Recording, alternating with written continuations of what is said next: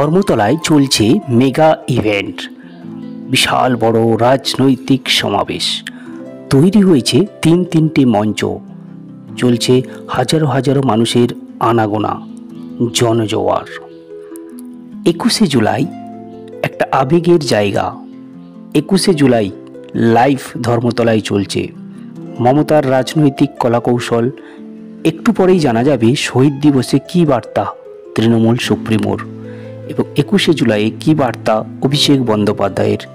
কারণ এই 21শে জুলাইতে মাস্টার স্ট্রোক মমতার ভবিষ্যতের নকশা তৈরি করবেন। ধর্মতলা থেকে সরাসরি দেখুন লেটেস্ট আপডেট। সকাল থেকেই কাতারে কাতারে লোক ধর্মতলার পথে।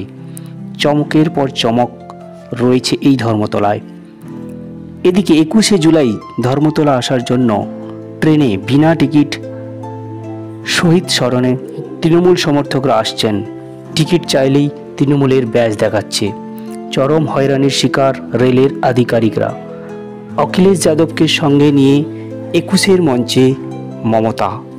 ধর্মতলায় তৃণমূল নেত্রী প্রস্তুতি তুঙ্গে।